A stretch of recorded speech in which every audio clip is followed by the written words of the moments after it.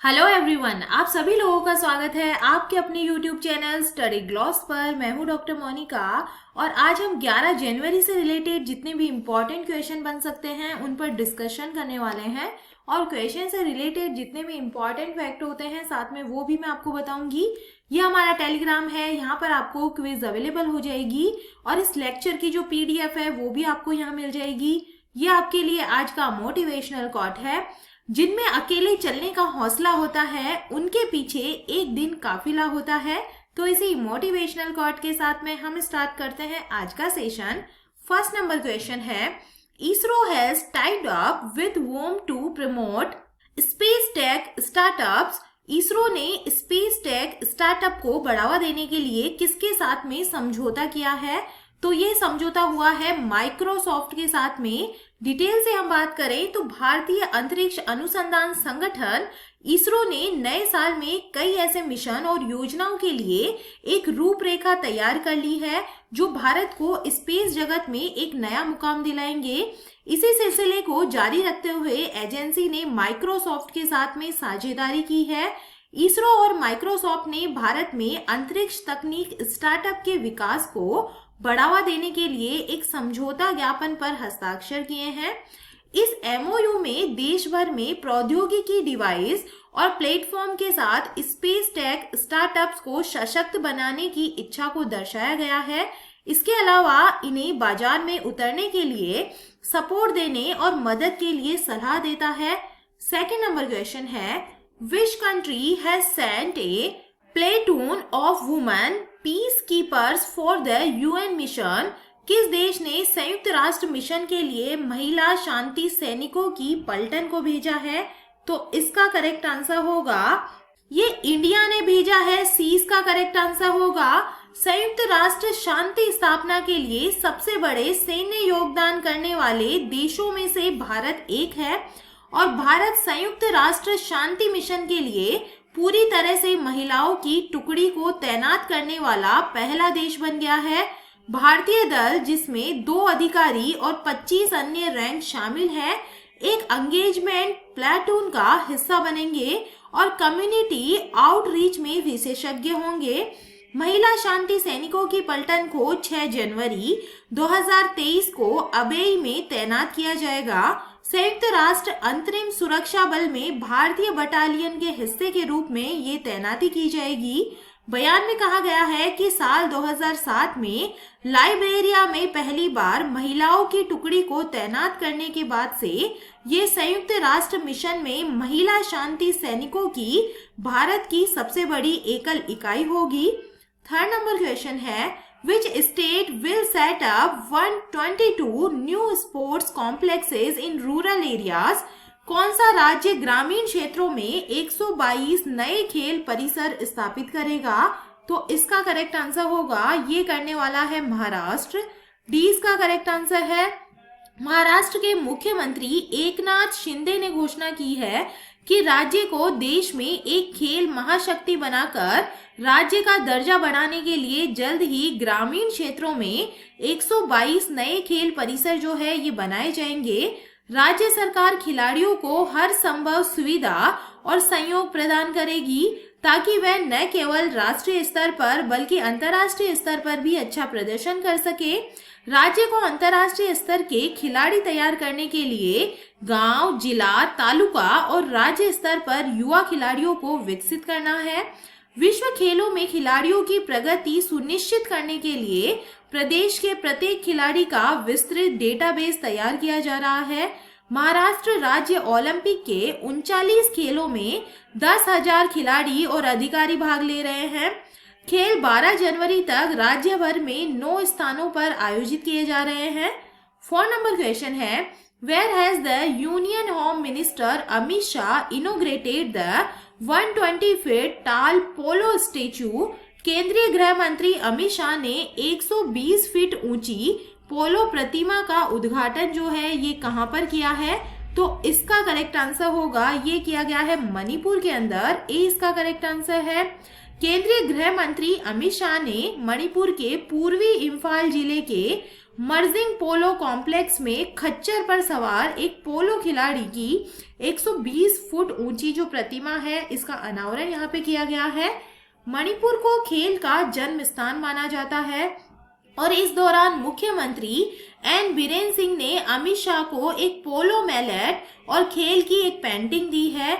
मणिपुर पहुंचे केंद्रीय गृह मंत्री चुरात चांदपुर जाएंगे, जहां वह पहाड़ी जिले के पहले मेडिकल कॉलेज और अस्पताल का उद्घाटन करेंगे। उनके द्वारा उद्घाटन की जाने वाली परियोजनाओं में संगाई थेल में मणिपुर ओलंपियन पार्क, राज्य के द्वारा संचालित जवाहरलाल नेहरू आयुर्विज्ञान संस्थान में एक निजी वार्ड, मोरह शहर की जल आपूर्ति योजना, कांगला किले के पूर्वी हिस्से में नोंगपोंग थोंग ब्रिज और गुफा और कांगगुई गुफा में पर्यटन परियोजना इसके अंदर शामिल है।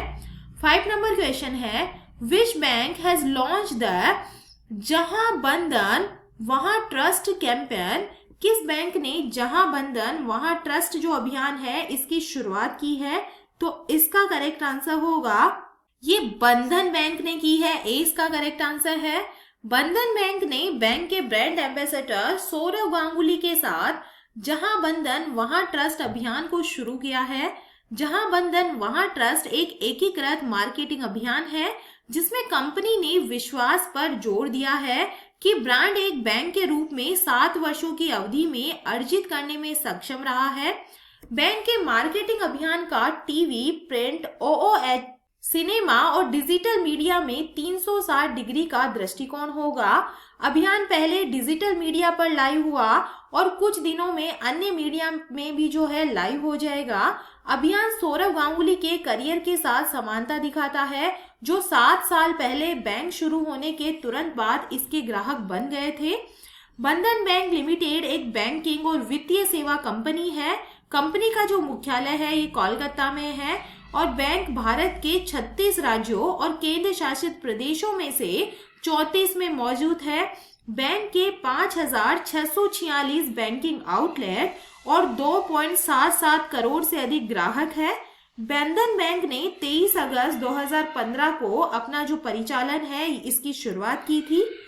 6 नंबर क्वेश्चन है, Which state will set up a green climate fund to support the mega project? Mega project का समर्थन करने के लिए कौन सा राज्य ग्रीन क्लाइमेट फंड स्थापित करेगा? तो इसका करेक्ट आंसर होगा ये करने वाला है तमिलनाडु। 20 का करेक्ट आंसर है। देश में अपनी तरह की पहली पहल में राज्य सरकार ने 1000 करोड़ रुपए का एक तमिलनाडु ग्रीन क्लाइमेट फंड स्थापित किया है, जो विभिन्न स्रोतों से संसाधनों को विभिन्न जलवायु परिवर्तन शमन पहलों का समर्थन करने के लिए जुटाएगा। राज्य के बजट में की गई घोषणा के अनुरूप पर्यावरण, जलवायु परिवर्तन और वन विभाग के द्वारा एक सरकारी आदेश जारी किया गया था। फंड का उपयोग इलेक्ट्रिक और हाइब्रिड वाहनों, जलवायु के अनुकूल उत्पादों और विकल्पों, प्रदूषण नियंत्रण प्रौद्योगिकियों और उत्पादों, नवीनीकरणीय और हरित ऊर्जा, पर्यावरण पर्यटन, टिकाऊ कृषि और जल संसाधन प्रबंधन सहित वनों के संरक्षण और विकास में निवेश के लिए किया जाएगा। यह कोष सरकार, विकास वित्त संस्थानों, अंतर्राष्ट्रीय जलवायु कोष आदि से आवश्यक संसाधन जुटाएंगे। इसका प्रबंधन TNIFMC लिमिटेड के द्वारा 1000 करोड़ रुपए के फंड आकार के साथ ग्रीन शू विकल्प के साथ 1000 करोड़ रुपए के लिए किया जाएगा।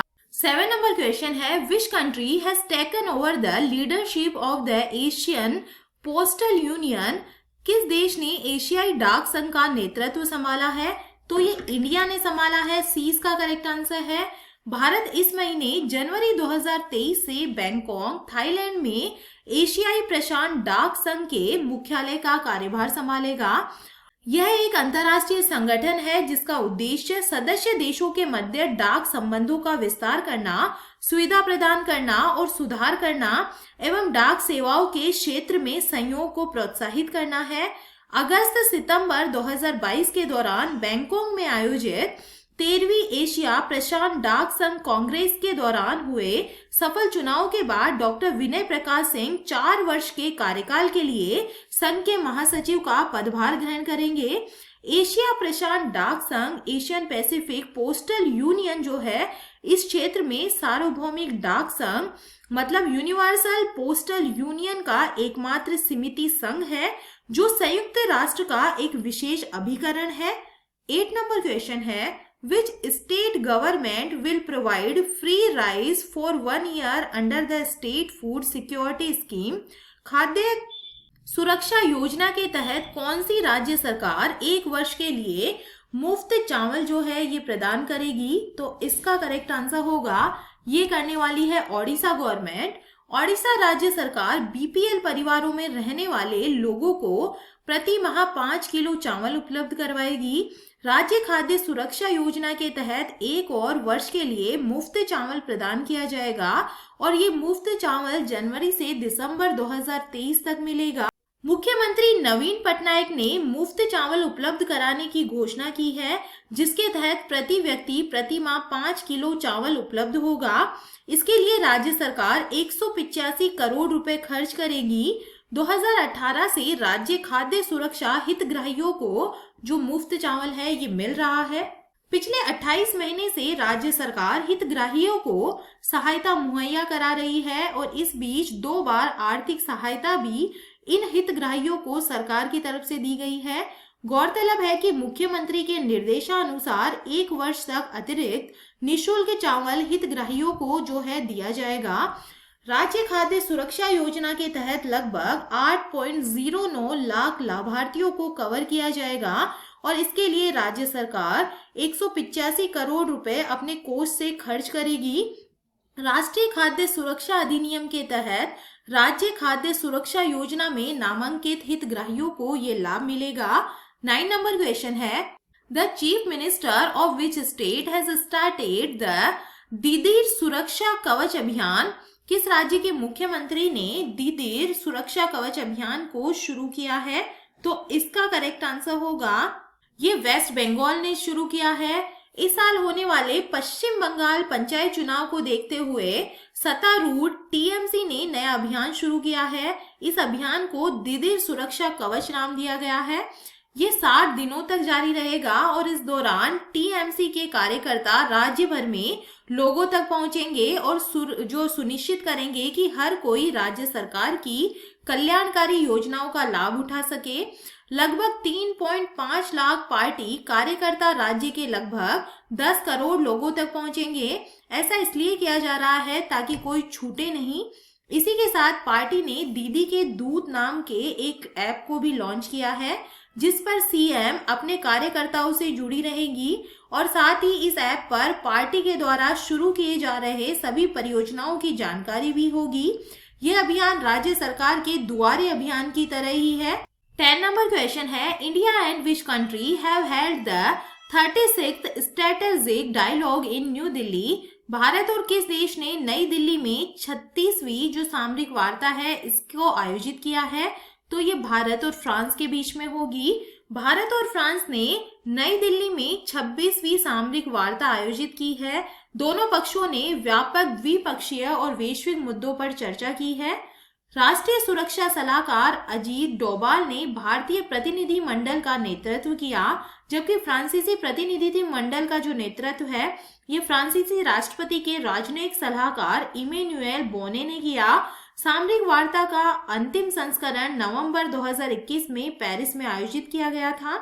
फ्रांस पहला देश है जिसके साथ भारत ने 1998 के अपने परमाणु परीक्षणों के बाद एक रणनीतिक वार्ता शुरू की थी। फ्रांस के साथ द्विपक्षीय व्यापार पिछले 1 दशक में 10.75 बिलियन अमेरिकी डॉलर तक पहुंची है और इसमें लगातार वृद्धि देखी जा रही है। दोनों पक्षों ने भारत यूरोपीय संघ व्यापार और निवेश समझौते पर चर्चा करने के महत्व को मान्यता दी है। चलिए कल के जो एमसीक्यू है उन्हें हम रिवाइज कर लेते हैं।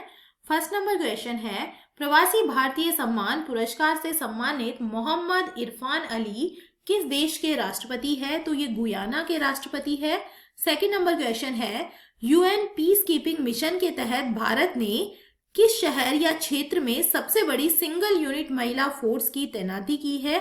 तो ये तैनाती की गई है अबेई के अंदर। 20 का करेक्ट आंसर है। थर्ड नंबर क्वेश्चन है, ऑस्ट्रेलिया की पूर्व महिला क्रिकेट कप्तान बेलिंडा क्लार्क की कांस्य प्रतिमा का अनावरण किस स्टेडियम में किया गया है? तो ये सिडनी क्रिकेट ग्राउंड के अंदर किया गया है। फोर्थ नंबर क्वेश्चन है, केंद्रीय मंत्री डॉक्टर जितेंद्र सिंह ने किस राज्य में national genome editing and training centre का उद्घाटन किया है? तो ये पंजाब के अंदर किया गया है। 5 नंबर क्वेश्चन है, न्यूयॉर्क फिल्म क्रिटिक्स सर्कल में बेस्ट डायरेक्टर का अवार्ड किसने जीता है? तो ये एस राजामौली ने जीता है। 6 नंबर क्वेश्चन है, किस राज्य या केंद्र शासित प्रदेश में बैली सस्पेंशन ब्रिज का उद्घाटन किया गया है? तो ये जम्मू एंड कश्मीर के अंदर किया गया है। 7 नंबर क्वेश्चन है, किस देश ने मधुमक्खियों के लिए दुनिया के पहले टीके का उपयोग को मंजूरी दी है? तो इसका करेक्ट आंसर होगा, ये मंजूरी मिली है अमेरिका के अंदर। 20 का करेक्ट आंसर है। 8 नंबर क्वेश्चन है, भारत किस देश को पीछे छोड़कर वैश्विक स्तर पर तीसरा सबसे बड़ा ऑटो बाजार बना है? तो ये जापान को पीछे छोड़ा है। 9 नंबर क्वेश्चन है, G20 की पहली बैठक भारत में कहाँ आयोजित होगी? तो ये पुडुचेरी के अंदर होने वाली है। 10 नंबर क्वेश्चन है, किस राज्य सरकार ने 2022 और 23 के लिए अपने सर्वोच्च नागरिक पुरस्कारों की घोषणा की है? तो इसका करेक्ट आंसर होगा, ये असम गवर्नमेंट ने की है। और ये था कल का स्टडी ग्लॉस क्वेश्चन। आदिवासी मंत्रालय ने फ्यूचर इंजीनियरिंग प्रोग्राम के लिए किसके साथ में साझेदारी की है? तो इसका करेक्ट आंसर होगा, ये साझेदारी हुई है अमेज़न के साथ में। सी इसका करेक्ट आंसर है। और ये है आप लोगों के लिए आज का स्टडी ग्लॉस क्वेश्चन। लोकायुक्त विधेयक 2022 करने वाला पहला राज्य कौन सा बना है? तो इसका आंसर आप मुझे कमेंट सेक्शन में दीजिएगा। ये हमारा टेलीग्राम है, यहाँ पर आपको क्विज अवेलेबल हो जाएगी और इस लेक्चर की जो PDF है वो भी आपको यहाँ मिल जाएगी। आई होप आपको सेशन पसंद आ रहे होंगे। अगर पसंद आ रहे हैं तो इन्हें लाइक कीजिए, अपने दोस्तों के साथ में शेयर कीजिएगा। तो चलिए मिलते हैं हम एक नए सेशन के साथ में। Thank you.